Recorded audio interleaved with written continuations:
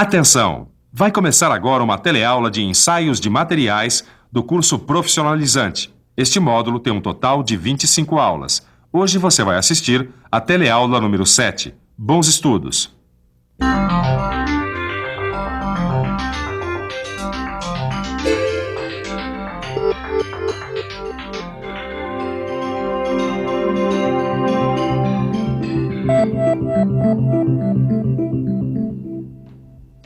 Edgar, fazendo um cisalhamento? Que é isso, Nilza? Tá louca? Ensaio de materiais, meu caro. Quando você corta alguma coisa com uma tesoura ou uma guilhotina, você está praticando o cisalhamento.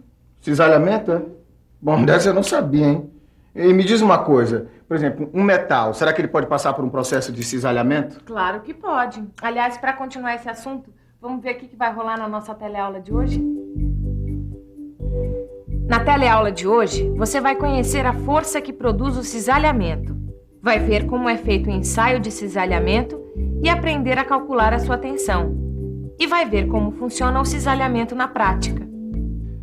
Eu acho bom a nossa teleaula começar logo, porque eu tô louco pra ver como é que uma peça de metal dessa pode ser cortada com uma tesoura assim, ó. Aí é que são elas, Ed. Uma tesoura assim não pode cortar uma peça de metal, porque todo material apresenta uma certa resistência ao cisalhamento. O que a gente precisa saber é até que ponto vai essa resistência.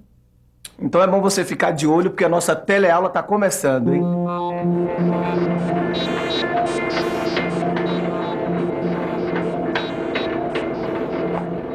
Bom dia, Ananias. Bom dia, Ribeiro. Que bons ventos o trazem. Olha, eu preciso de uns parafusos como este aqui, que segura a estrutura da cobertura da minha fábrica. Aí eu pensei, ninguém faz isso melhor que a Ananias. Pois então veio pro lugar certo, hein? Pois é, mas olha, tem que ser bem resistente. Imagina para segurar aquele peso todo. Fica frio, Ribeiro, porque as dimensões de um parafuso como esse, com certeza foram determinadas a partir do resultado de um ensaio de cisalhamento. Tesouras, prensas de corte ou dispositivos especiais aplicam nos metais esforços que resultam em forças cortantes. Durante o corte, as partes se movimentam paralelamente por escorregamento, uma sobre a outra, e se separam. Quer dizer, então, que o material de um parafuso como este tem resistência ao cisalhamento? Tem, e saber até onde vai essa resistência é muito importante, porque a força cortante é o principal esforço a que ele vai ser submetido. Além dos parafusos, quais são os outros produtos que têm que ter resistência ao cisalhamento, hein? Na indústria da estampagem, cara, é muito importante saber até onde vai a resistência ao cisalhamento. Para falar um pouco melhor sobre o assunto, vamos ver a força que produz o cisalhamento. Para entender melhor a força que produz o cisalhamento, o melhor mesmo é ficar por dentro.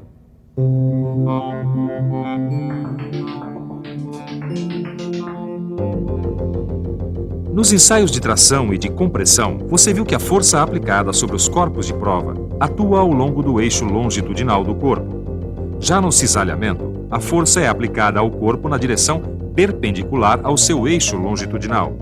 Como resposta ao esforço cortante, o material desenvolve uma resistência ao cisalhamento nos pontos de sua seção transversal.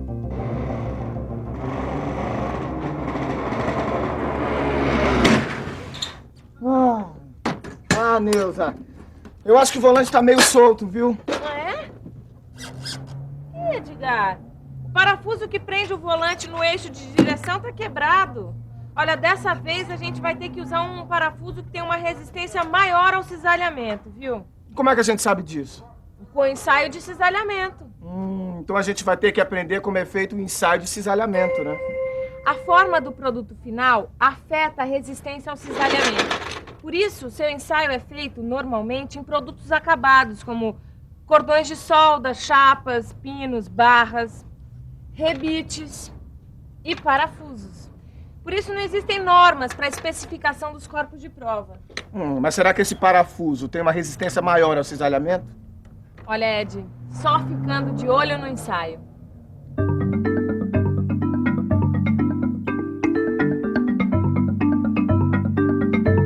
O ensaio de cisalhamento é feito com a máquina universal de ensaios e, dependendo do produto a ser ensaiado, são adaptados alguns dispositivos. O dispositivo é fixado na máquina de ensaio e os parafusos, rebites ou pinos são inseridos entre as duas partes móveis. Ao se aplicar uma tensão de tração ou compressão no dispositivo, será transmitida uma força cortante à seção transversal do produto ensaiado. No decorrer do ensaio, a força será elevada até que ocorra a ruptura do corpo. Se o ensaio for de solda, são usados corpos de prova parecidos com usados em ensaios de pinos. Só que no lugar dos pinos, são usadas junções soldadas. Sim, mas como é que o pessoal faz para fazer o ensaio de cisalhamento numa barra? Você sabe que eu estou te perguntando isso porque o meu filho adora andar de kart e eu sempre fico com o pé atrás por causa do sistema de direção. Eu tenho a impressão de que os pinos da articulação não vão aguentar o esforço. Então vamos dar uma olhada nesse desenho aqui para ver como é feito o ensaio de barras. Para ensaiar barras presas ao longo do seu comprimento e com uma extremidade livre, é usado um dispositivo para ensaio de barras. O dispositivo tem uma lâmina móvel e uma lâmina fixa. Se for um ensaio de chapas, é usado um estampo para corte e um dispositivo com um punção cilíndrico. Este ensaio determina só a tensão de cisalhamento, que é o valor da força que vai provocar a ruptura da seção transversal do corpo ensaiado. E já deu para perceber que nestes ensaios o que a gente tem que entender direitinho é essa história de tensão de cisalhamento. Olha, e não é nenhum bicho de 7 cabeças. A gente só tem que conhecer algumas fórmulas. Olha aqui, ó. Tensão de cisalhamento é igual a força cortante dividido pela seção transversal do corpo. Aí, ó. Dá só uma olhada aqui nesse desenho. Aqui a gente vê um rebite de 20 milímetros de diâmetro que será usado para unir duas chapas de aço. Só que ele tem que suportar um esforço cortante de 29.000 newtons. Preste atenção na indicação das forças que atuam sobre a seção transversal do rebite. Caio, como é que você acha que a gente faz para descobrir a tensão do cisalhamento sobre a seção transversal do rebite? Bom, a primeira coisa a fazer é pensar um pouco, né? Vamos pensar um pouco. Deixa eu ver. Acho que primeiro eu preciso usar a fórmula para descobrir a área da seção transversal do rebite. Fazendo as substituições, eu vou descobrir que a área é de 314 milímetros quadrados.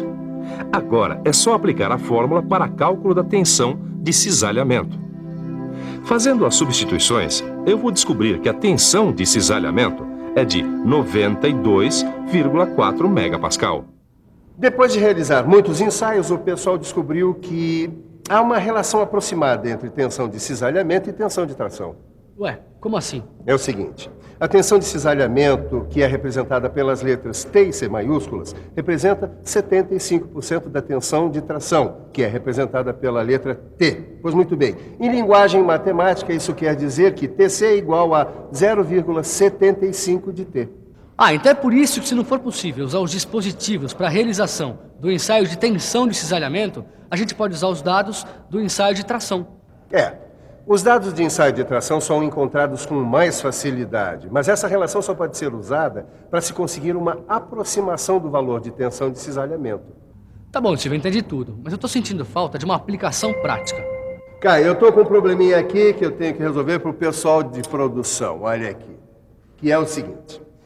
Eu tenho que descobrir quantos rebites eu vou precisar usar para unir essas duas chapas aqui, sem a necessidade de fazer o ensaio de cisalhamento.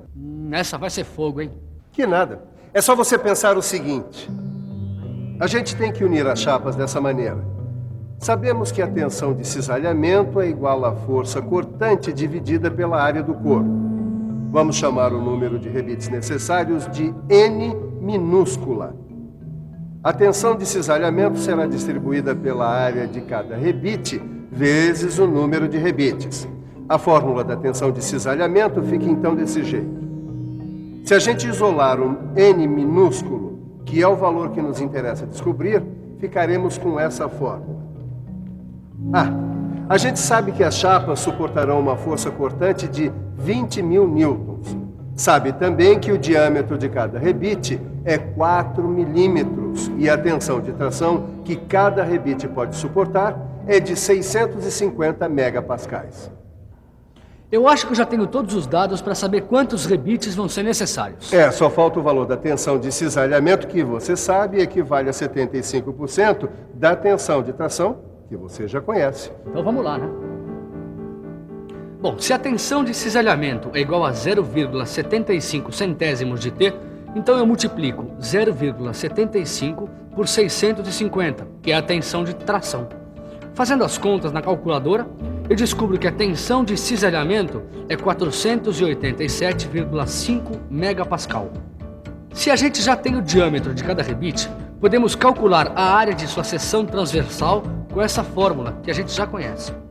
Fazendo as substituições dos valores conhecidos e usando uma calculadora, a gente vai descobrir que a área é de 12,56 milímetros quadrados.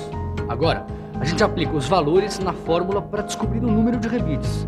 Usando a calculadora, a gente vai ver que n minúsculo é igual a 3,266 rebites. E Silva, não vai dar para unir as duas chapas usando 3,266 rebites, né? Arredondo para cima ou para baixo, hein? O valor encontrado, Caio, é o mínimo necessário, então arredonda para cima. Bom, vou precisar então, obviamente, de 4 rebites, né? Pode deixar que eu vou comunicar ao pessoal da produção. Todas as fórmulas que você viu nessa teleaula vão ficar mais firmes depois que você fizer os exercícios que estão aí no seu livro de estudos. Certo? Agora fique de olho na revisão. E atenção, se liga aí que é hora da revisão. Na teleaula de hoje, você conheceu a força que produz o cisalhamento. Viu que o ensaio de cisalhamento é feito na máquina universal de ensaios. Viu que, dependendo do material, o ensaio precisa ser feito com dispositivos especiais. Conheceu a tensão de cisalhamento. E, finalmente, viu que é possível resolver um problema prático de cisalhamento sem recorrer ao ensaio. Pronto, agora tá firme. Viu como é importante conhecer a resistência que certos materiais têm ao cisalhamento? Se a gente não ficar esperto, pode se estourar numa curva dessas por aí. E se você não quer derrapar numa curva, pegue o seu livro de estudo e resolva os exercícios. Na próxima teleaula tem mais ensaio de materiais. Até lá!